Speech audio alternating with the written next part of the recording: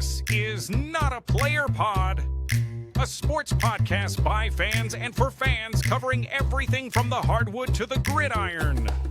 So without further ado, let's send it off to the stars of the show, Lewis, Max, Jack, and John, because ladies and gentlemen, boys and girls, it is nap time. What is up, people? This is Not a Player Podcast. We're back. It is Sunday evening. Long day of football watching. We started at 8:30 a.m. this morning. It is now just about 7 o'clock. Sunday Night Football is starting soon. We'll be tuning in because we're addicted to ball. But fellas, we're back. Week 4. Sunday is almost in the books. Vikings played earlier this morning.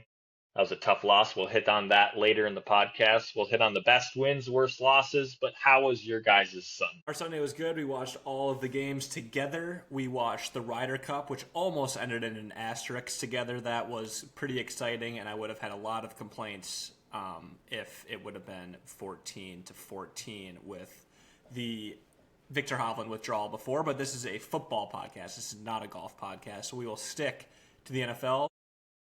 We all did pretty... Actually, that's not true. Tuck and I did pretty well in the picks. Max did a little less well. Another great Sunday of football. Some good, exciting games at the end, but I'd put it at an average Sunday of football. I don't know. Max, what do you think? Severely below average. Horrible Vikings game. Not I fun. kind of agree.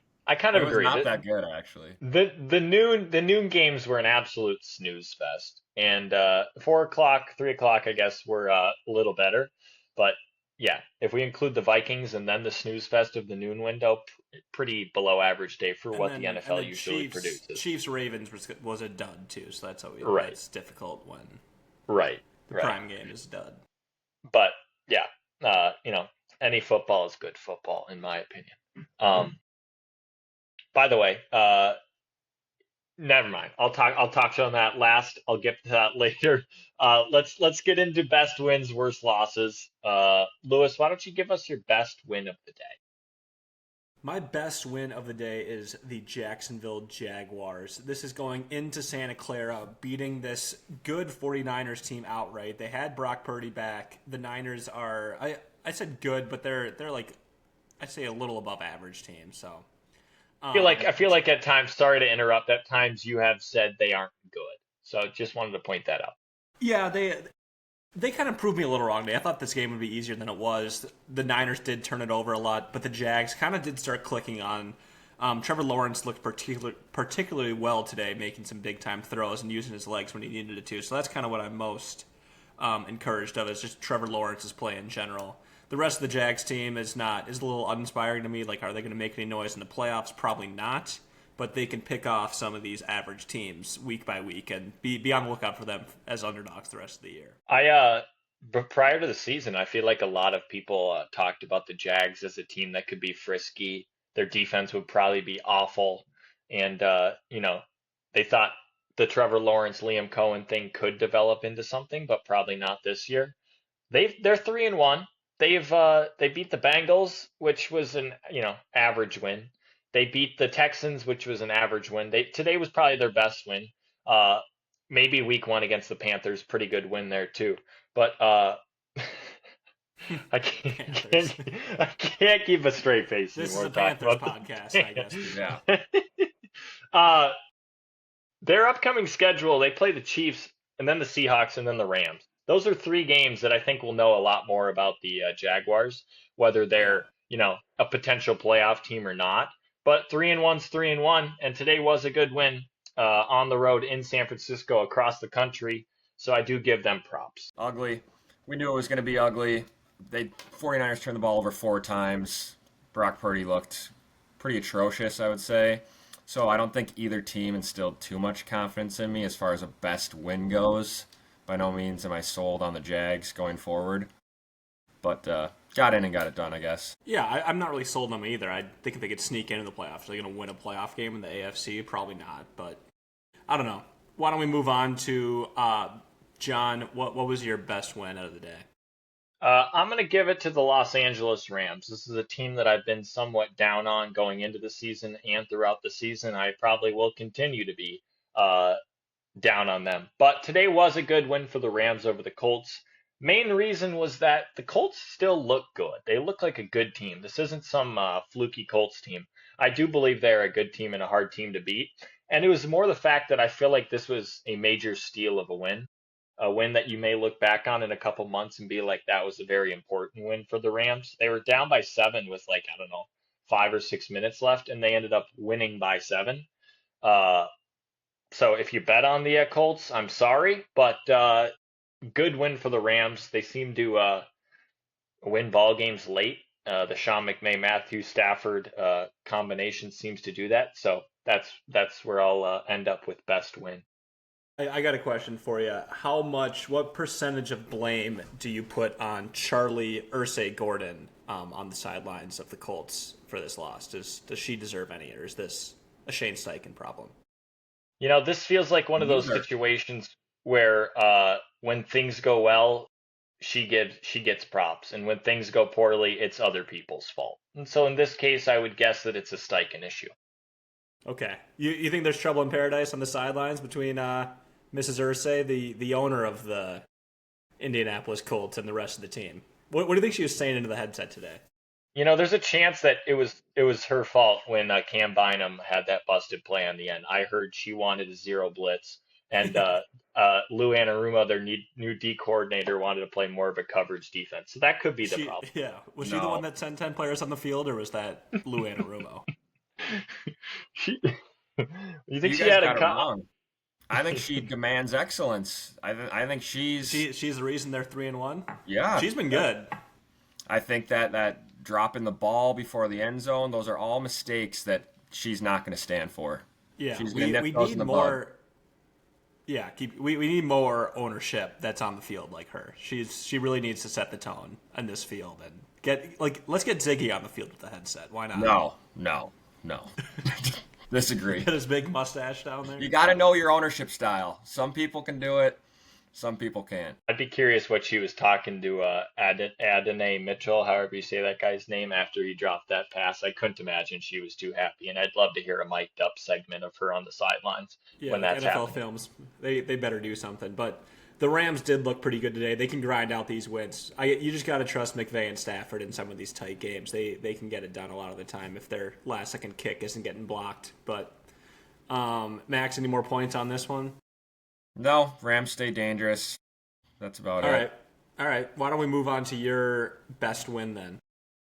Yeah, I'm going to go with the Giants going against a 3-0 Chargers team that is definitely proven to being able to move the ball. Their defense showed up for the most part, and even though Jackson Dart was sacked, 5 or 6 times, he delivered, looked good, looked comfortable, scrambled in the pocket. So good decision going with the younger guy, and I think it paid off.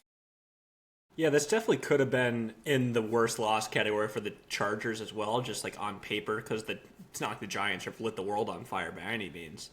But obviously Malik Neighbors going down is not ideal for the rest of the Giants season. Ian Rappaport saying it's a torn ACL. We're not going to speculate injuries on this podcast, but we're going to speculate injuries on this podcast right now. Fair to say. Fairly certain it is. They definitely didn't have the full playbook open for him, too. He was kind of just dinking and dunking and scrambling a lot. It didn't seem like they had a lot of, deep passing games. So I could see some defenses adjusting to that in the next few weeks, and hopefully he's good, because it's fun when the Giants are a little better than just like a horrible franchise. Yeah. They've been in close games, and I think he might have been the difference in just getting over that hump. Yeah. Getting on the winning side of things. What's that? Said no more Russie. And we did see Russie for about 5 minutes in the game. I did. I love when he's not playing pumped. And he still has his helmet on all the time on the sidelines. He was proven right today. He got in that game. He was warming up really quick. He comes from the school of Kirk Cousins. You wear the helmet on the sidelines so you can listen to the play calls and prove that you're ready to the coach. Also, when Russell Wilson came in, I don't know what his first play was, but I can guarantee you he wanted to throw a bomb. Yeah, that's what he wanted to do. This Giants D-line is pretty elite, but go ahead, Tuck. That is true. I was just going to say something you kind of were hitting on. This Giants team is kind of fun. And it seems like a team that could be fun, maybe not good right now, but they could be fun and decent in the future with Dart, Neighbors, Cam Scadabo. I don't know if Dayball's the head coach that's going to be there for a while, but if they hit on these guys, and then, I mean, they have the D line that we were just talking about. Uh, they got talent on the Giants team. It's just putting it all together and maybe adding one or two more pieces, maybe bolstering the offensive lineup a little bit. That seems to be the Dart had bug. time to throw today, though. Like, it seemed like he had pretty decently clean pocket, but I don't know. Was that just the Chargers' lack of pressure? Is that? Yeah, I don't know. I also some credit. I think that Dart. I was saying it during the game that what you're going to see a lot from him is drop back. If the first guy's not open, he's just going to run. He's not a pocket passer, and I'm not super high on him as an NFL quarterback, to be quite honest with you. But he could be a fun NFL quarterback that could hang around. He's got jam. He fits the mold of that offense right now. Yeah, a little gritty. That's fair enough. That's true. I don't know. Who do they got? Who do the Giants have coming up? I'll tell you right now. They have got the Saints. Yeah, they got the Saints. Yeah. Saints, Eagles, Broncos, Eagles are their next four. So it's not the Niners, the easiest, but at least you got the Saints coming up. So they listen. It's a rebuild year. They are not making the playoffs, and I don't think they expect it. No. All right, enough Giants talk. Let's move on to a team that we all thought was going to be good, but they actually have the exact same record as the New York Giants, and that is the Baltimore Ravens for the worst loss of the week. We were talking while we were watching these games. No one has this either, but the Chiefs, I'm equally as impressed with them as I am disappointed in this Ravens team for the loss, because I didn't think that the Chiefs were for real. I thought they just played dink and dunk, and they did kind of play dink and dunk, but then able to open it up when they needed some big plays like Mahomes does every year. I was dumb for not believing in them, so hand up on that. We're officially back on the Chiefs as a playoff team on this corner of the podcast. So for my 2-week blip, apologies to the listeners. And the Ravens, I don't think they're in trouble because they had a really hard schedule these first 3 games, but they looked horrible today. I don't know. Defense is bad. I know they have a bunch of injuries, but their offense wasn't clicking either. And Derrick Henry was bottled up. Lamar I think this is like the worst Lamar's played in a few years now, too. I'm a little nervous about him, but I feel like this is kind of Ravens football. They start out slow and then go 8-0 the last 8 weeks of the season. I don't know. Yeah, I think their offense has a turnover problem. Yeah. The ball over way too much. Really sloppy.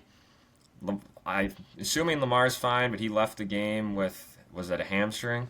Yeah, that seemed like a phantom hamstring a little bit. It kind of seemed like I'm playing no doubt. and He's I'm done. a little tweaked. Let's sit me down.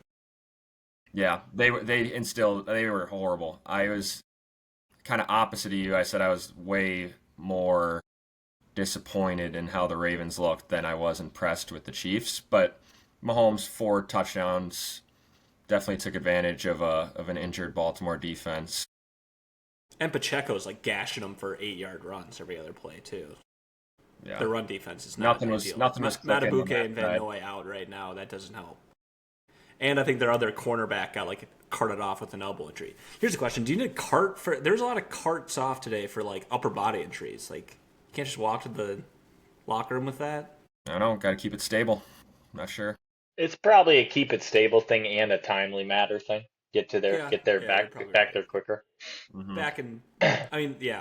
That maybe this is just a player. That's a player pod take. Maybe I don't know. What's their schedule look like? Out of curiosity. They have the Texans, the Rams, the Bears, and the Dolphins as their next 4. So it definitely gets easier. Yeah. So we could be sitting and they could be 5-3 in the next 4 weeks. I want to ask a question. How many teams in the AFC do you truly believe can make the Super Bowl? The Bills, the Chiefs. I still truly believe the Ravens can make the Super Bowl. I think actually here's the thing. I think now is the time to bet on the Ravens to make it to the Super Bowl or to win the Super Bowl because they are going to be extremely discounted. They were the odds-on favorite before this year started. I don't know. I would have said the Chargers, but Joe Alt got carted off today. Another card off, so Yeah, that was tough to see. I'm kind of crossing them. I'm not crossing them off, but that's a little tougher of one. You like crossing these guys off. No, sorry, I didn't mean to cross them off, but like I'm not as high on them as I am for the other teams. What about you guys? Do you have anyone else besides those big 3 teams, or even have the Ravens in that conversation? I do have the Ravens in that conversation, and I would put the Chargers as well. Winning that division, I think, can go a long way in the playoff picture. And you can't count out the Chiefs. I mean, the depth of the AFC, I guess, is what we're hinting at, and I don't think it's super strong. So to ever think that the Chiefs were out of the playoff picture, I think, is crazy. But those are. We'll talk. Are the Panthers in that conversation for you, or are they not quite there? Like a step below. The Panthers, well, they're in the NFC, but with regards to the AFC, that's a good point. We'll get to the Panthers later. Okay, I know today was a rough day for the Peas, but we'll get to them later. With regards to the AFC, I truly believe that the Chiefs should be the odds-on favorite to make the Super Bowl. They just did what they did to the Ravens. The only team that I would be somewhat of a threat to them, in my opinion, is the Bills. And when has Josh Allen ever proven to beat Patrick Mahomes in the playoffs? And what makes you think it's just going to change? Well, it's not Josh. This isn't a Josh Allen thing. This is a rest of the Bills thing. Like, is their defense good enough? Well, because Josh Allen has proven. Lewis, we got to look at the records. We can't just point at the defense. Okay, I'm going to point at the 13-second game. What more can Josh Allen do? The Bills' defense isn't good. Games? It's not good this year. It might be worse than last year. I don't know. The Saints just did things to them. But they stink. Such a throwaway game that it's like. Yeah, I don't know. I just think that this Bills team is still. Do you think the Chiefs have the best defense of those 3 teams? Chiefs, Ravens, Bills? 100%. By a long shot, too. I would probably agree at this point. And if their offense can get clicking, you can never rule them out. It feels like a lot like this has been one game to a colossally bad start to the season for the Chiefs. So to call them Super Bowl favorites, I think it's crazy. Probably good value, but I would not consider they're not Super Bowl favorites. They're favorites to get to the Super Bowl because I don't think they would beat the Eagles, but I do think they will. They'll beat. Yeah. Where are we at? Do I need to give a worse loss? It is your turn to give a worse loss. What team was I giving the worst loss to? You were going to give a team that played against the Detroit Lions today. Oh, that's right. Now, this is a game that's not mega surprising with the way the outcome produced itself. The Lions beat the Browns 34-10. I'm giving the worst loss to the Browns, not just because of what happened in the game, but mainly because of what the Browns are currently doing. And Lewis, you hit on this a few times today while we were watching the games. I think, Max, you might have too. But what is Joe Flacco doing in the game right now? There is zero reason he is playing football right now for any team, but nonetheless the Cleveland Browns, who just drafted 2 rookie quarterbacks. 2 rookie quarterbacks that have, in my opinion, some potential to actually be decent quarterbacks if you give them a chance. This Browns team isn't going anywhere. The rookie quarterbacks, you could argue, are better than Joe Flacco is right now. This guy's a lame duck sitting in the pocket, getting hammered every single game. Can't move. It's ugly football. It's not fun to watch, and it's not helping your future in any way. So what's even the point? No. We've touched on this every week. It is infuriating. And he looks so frail back there, too. Like, he does not instill any confidence. Well, he threw a couple just pathetic interceptions, but keep going. Yeah. Sorry. Well, if I was a Browns fan, I would legit be pissed. I am not, and I don't care at all, really. But just from an outsider's perspective, unreal. Like, makes zero sense. It'd be like if we had J.J. McCarthy. Like, maybe not to that extent, because the guys they drafted were later round picks. Their team is so much worse. Like, their team is horrible. Right, but it'd be like if we had, it's a bad example. I can't give that example. If we drafted JJ in the 4th round, but we're like, people kind of want to see him, but our team isn't very good, and then you bring in. You just kind of described a completely different situation. That is a good comparison. I was wanting to make a comparison to the Vikings, but it ain't there. Here's the theory. Like, they probably want to draft one of these quarterbacks in the class coming up this year. So is it like, well, why did they draft these two guys then? I don't know. Because they're a dumb, bad organization. Maybe like the ownership made a call. I think they probably just wanted Dylan Gabriel as a backup, and then the owner came in and was like, oh, maybe we should take Shador instead. And then Kevin Stefanski wasn't really happy with that. But here's the thing. I do think. Are you saying you think they're playing Flacco because they don't care that they're losing?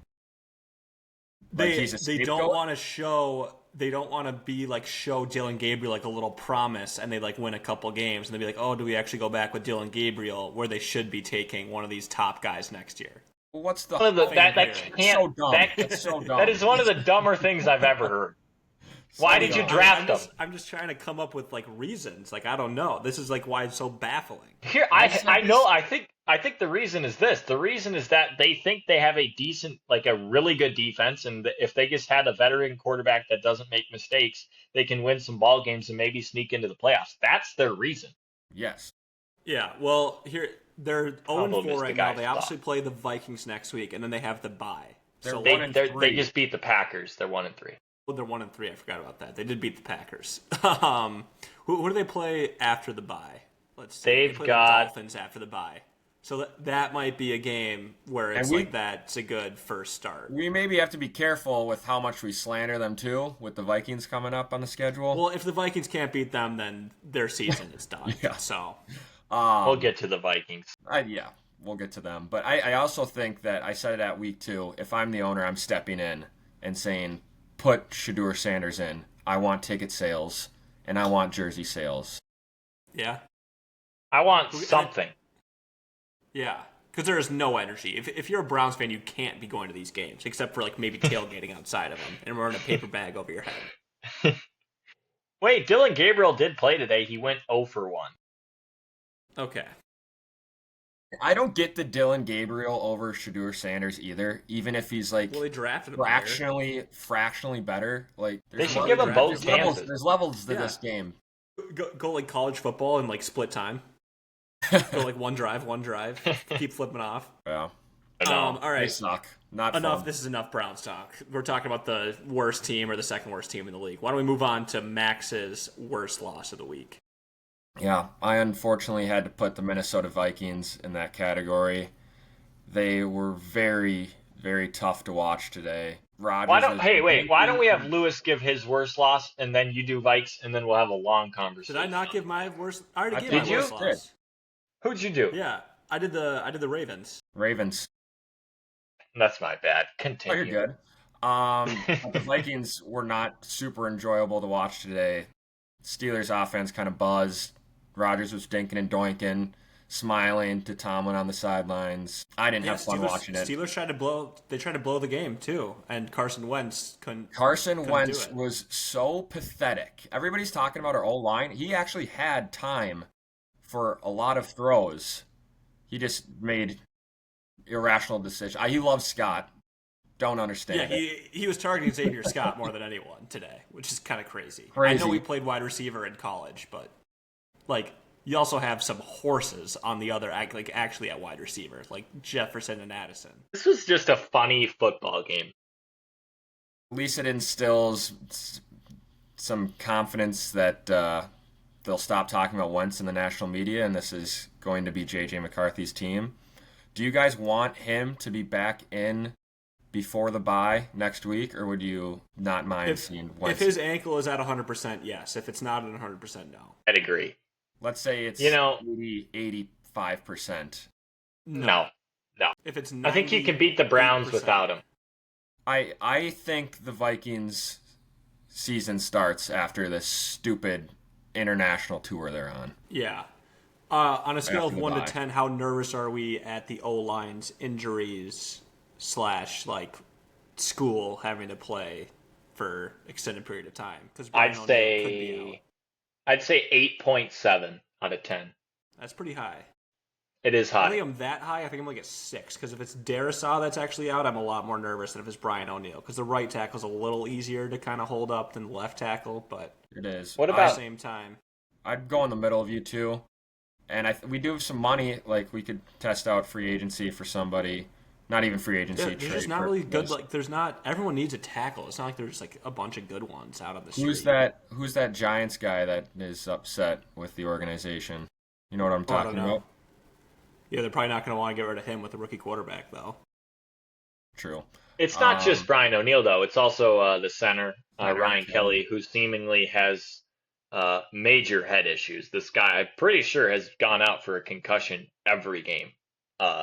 No, And this then- is his second one this year, but it's his 5th one since being in the NFL, which is like 2 levels, which is not ideal. I feel like he's gone out every game. Am I crazy Has he? for Well, that? this is 2 weeks Yes. in a row. Or Yeah. I guess But 1 I'm- week off, but Pretty sure he went 2 out games in a against row. the Falcons at one point and against the Bears. I'm not kidding you.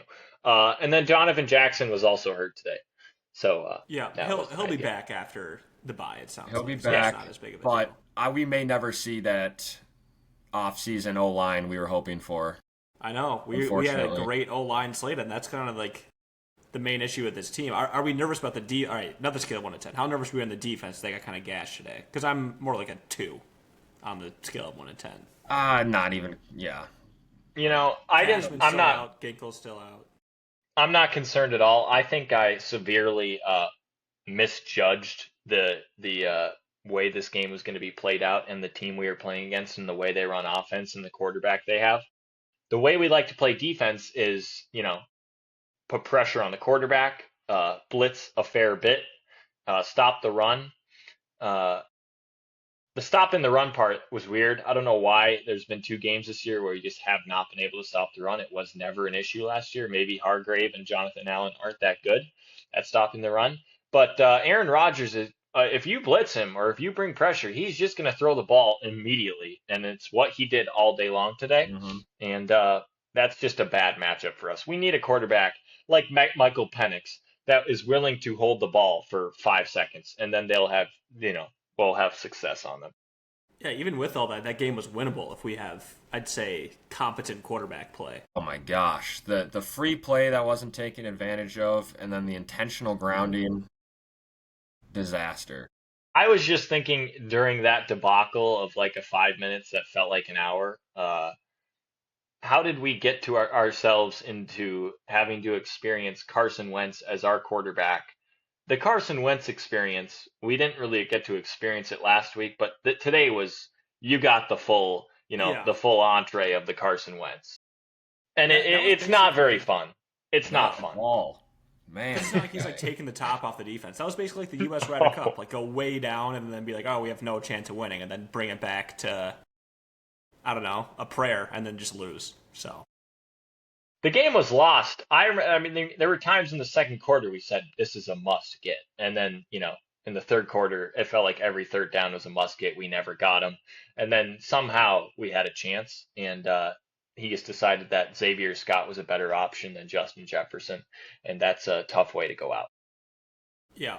Do we have any predictions for tonight's game, Cowboys-Packers, that we're about to start in about 4 minutes? I can't imagine the Cowboys bring anything, but Cowboys are home. Micah Parsons' revenge. I kind of feel like this is going to be a boring game. Cowboys are and when you home. look, Micah Parsons' revenge. What are Sorry, you like trying to say? revenge on Micah Parsons. Jerry Jones, get the Okay. boys going. Like, Okay.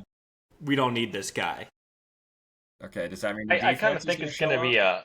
I think it's going to be a boring game because I think the Packers are going to make it boring, and I don't think Dak's going to have all that much success against the Packers defense. No. I with just no think single the Packers are just going to run the ball a lot. Josh Jacobs might be in for a big night. That's my prediction. I think Wicks finds the end zone. Okay. I think Dak finds the end zone. Okay. Yes. All right. Good episode. Yes. Well, What I was going to say earlier, and then I moved on, I was going to say that basketball season is starting soon. NBA is starting soon, and Timberwolves Media Day is tomorrow. that means Tuesdays, or maybe the day will change, but we will be adding a third episode every week for the podcast, uh, talking about basketball, talking about the NBA, talking about the Timberwolves. Uh, it might be a rotation of characters joining me or Jack, Max's brother, who people probably would maybe remember. You guys will pop on at times, I'm sure, and talk some Yeah. hoops, as I know you guys are also fellow season ticket holders, so that is fantastic. But Yeah. It won't change the timing for the NFL episodes. This will just be an additional that is correct. episode. Correct. So we'll have 3 episodes a week, which is it is a lot. It is a lot. And the But Wolves, there might be some weeks we have multiple. There might be some weeks we have 0 if nothing's really going on too. So But there's a NBA hunger is gonna for be it. A little more There's a hunger flaky for it from what compared we to the hear. NFL will always be That's around. right. That is right. All right. We'll be back on Wednesday. Well, I guess Thursday morning will be the next time that episode is dropped. Everybody Still have 3 a. more NFL games. That's true. What are the 2 Monday night games tomorrow? I know the Broncos play, They're and then kind of all snoozers. It's the Jets, Dolphins, and Bengals, Broncos. So you're not missing much, people, off a recap, and you're not really missing much off a recap for the Packers Cowboys. We kind of hit everything that really matters. yeah, Jets Dolphins. That is a gross Whoa. football game. Mike McDaniel fired if they lose that. Yeah, he's done. Yeah, at home too. Yeah. All right. Should be interesting. We'll see everybody next week on Thursday. Have a great week. Enjoy the ball tonight, or I guess Monday night. Adios.